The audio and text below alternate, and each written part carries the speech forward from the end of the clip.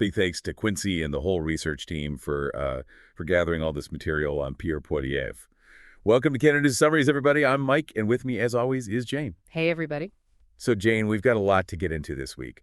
Poilievre's interview with Jordan Peterson, it's really stirred up some strong reactions, especially from the Liberals. Yeah, it really has. And I think what's interesting is that the Liberals' concerns go beyond just disagreement with, his policies. Okay. There's this real unease with how he frames his arguments, like using terms like authoritarian socialism to describe the government. Right, and it's not just casual political rhetoric, right? It's these loaded terms. And the Liberals see it as Poilievre trying to paint them in a bad light, and appeal to a very specific audience. Exactly. It's not just appealing to voters. It's about shaping the whole political conversation. Like when you constantly use terms like authoritarian socialism, you're trying to redefine what's acceptable in political debate. And that leads us to the policies themselves. When Poilievre talks about cutting bureaucracy, foreign aid, corporate welfare, Liberals are worried about the impact on essential services and programs that support the most vulnerable people. The Liberals are saying these cuts aren't just about saving money. They're about a complete shift in priorities. They're worried a Poilievre government would put corporations ahead of the middle class and people who rely on social safety nets. And his comments on the energy sector really highlight that concern. He wants energy companies to push back against what he sees as too much regulation. And Liberals are worried this means putting resource extraction over environmental sustainability. It's a good example of how these separate issues are actually connected. Like his stance on energy reflects this idea of less government involvement, even if it could harm the environment. And it feels like that philosophy extends to social issues, too. His common sense of values and his dismissal of hyphenated identities have gotten criticism from Liberals who see it as rejecting multiculturalism.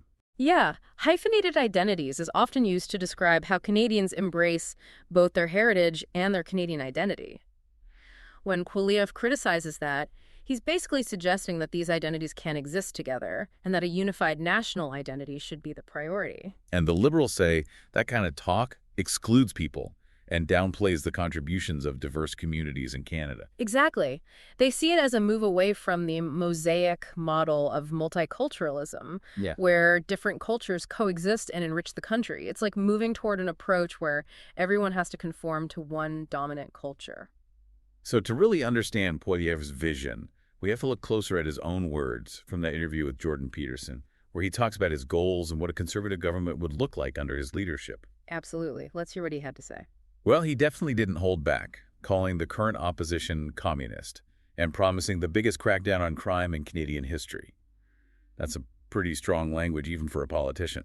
It's clear he's tapping into a sense of frustration among voters who feel like the system isn't working for them. And by using such bold language, he comes across as a leader who will shake things up. He also talked about the housing crisis, which is a huge issue for a lot of Canadians, especially young people trying to buy their first home. He called the lack of affordable housing a political problem caused by the government getting involved. He's arguing that too many regulations and red tape are making it expensive and difficult to build new homes, which drives up prices. So his solution for the housing crisis is basically less government involvement in the market. And that seems to be a theme in his overall vision for Canada. Yeah, definitely. He outlined a plan to cut bureaucracy, foreign aid, and corporate welfare. He says those cuts will help reduce the deficit, lower taxes, and boost the economy. He also emphasized focusing on issues here in Canada instead of what he called utopian wokeism on the global stage. Like Canada should help its own citizens before getting involved in global issues. This is a trend we're seeing in conservative politics all over the world. This skepticism towards internationalism and focusing on national interests.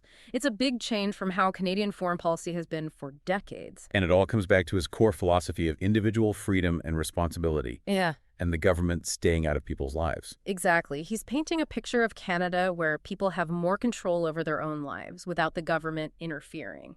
He even named some people he sees as key players in a potential Poilievre government. Yeah, that's right.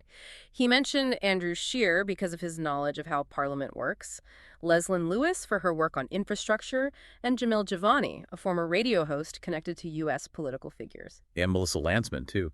He described her as a popular figure in Toronto and across the country. Mm-hmm. It seems like he's already thinking about building a team that can appeal to lots of different voters. It's interesting to see how he's putting together a potential cabinet. choosing people with different backgrounds and skills. It gives us a glimpse into how he might lead and where his government might go. So what does this all mean for Canada? We've got a conservative leader with a bold vision for the country, one focused on individual freedom, economic growth, and less government involvement. It's very different from the current liberal approach, which prioritizes social programs, the environment, and a more active government. The upcoming election is going to be about more than just personalities or individual policies. It's going to be a debate about the role of government in society and what direction Canada should take in the years to come. And that's exactly why this interview is so important. It gives us a look into the mind of someone who could be our next prime minister. It's a roadmap for the kind of changes we might see if he wins.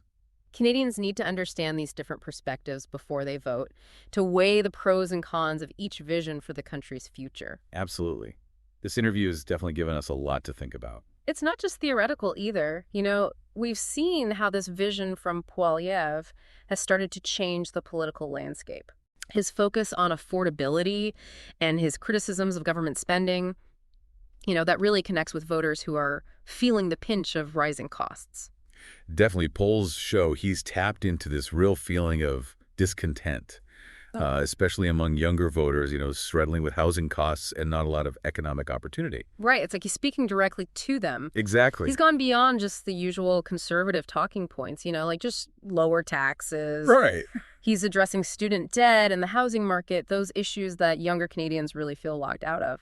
Yeah, he's trying to broaden the appeal of the Conservative Party, for sure. Definitely. And he's not afraid to challenge what people think, especially when it comes to things like foreign aid. His stance on foreign aid is definitely controversial. Yeah. He says Canada should focus on its own citizens first before sending money overseas. And this has sparked a huge debate about, Canada's role in the world and responsibility to help those in need. It's a complicated issue with strong arguments on both sides. But it shows that Poilievre is willing to challenge those long-held beliefs and present a different vision for Canada's place globally. Absolutely. And that's what makes this interview so important. It's not just about now. It's about what Canada could look like if Poilievre is in charge. Yeah. It forces Canadians to think about what kind of country they want. He's really making us choose. Yeah. Do we focus on individual freedom and economic growth, even if it means cutting back on social programs and our role in global affairs? Or do we prioritize social justice, protecting the environment, and a strong safety net, even if it means higher taxes and more government involvement? Those are the big questions for this election. Oh, sure. The answers will have a huge impact on the future of Canada and everyone who lives here. It's also worth noting that Poilievre's interview didn't just get reactions from politicians, political commentators, and everyday Canadians chimed in too.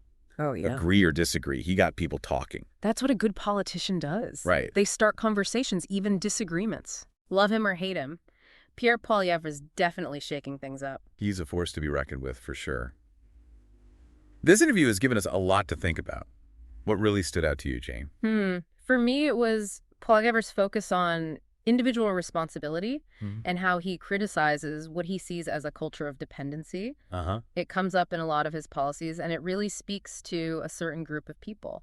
That's a great point. It's not just about specific policies. It's about how people view the relationship between citizens and the government, almost like a change in the social contract. Exactly. And that's what makes this interview so important. It's not just politics. It's about what kind of society Canada wants to be. This has been a really interesting look at Poilievre's interview and what it might mean. We're at a turning point in Canadian politics. Definitely. And the choices we make now will have a big impact. Absolutely. Everyone needs to be part of these conversations, hear different points of view, and decide what kind of Canada they want. It's all about making informed decisions, and that's what we try to do here at Canada News Summaries. Right. We want to give you the information and analysis you need to be part of these important conversations. So keep those conversations going, everyone. Yeah. Talk to your friends, family, neighbors, colleagues, everyone. Let's have a real dialogue about the future of our country. You know what they say? What's that? Sharing is caring. Yeah, exactly.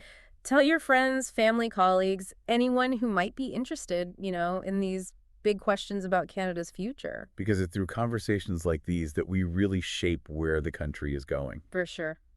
The more we know and the more we get involved as citizens, the better we can handle whatever challenges and opportunities come up. Well said, Jane. And with that, We want to thank you all for listening to this episode of Canada News Summaries. It's been great talking about all this with you, Mike. As always, please follow, like, and share our podcast with anyone who wants to stay up to date on Canadian politics. We love making these conversations accessible and engaging, and we really appreciate your support in getting the word out. Until next time, stay curious, stay engaged, and we'll be back soon with another insightful look at the news that matters.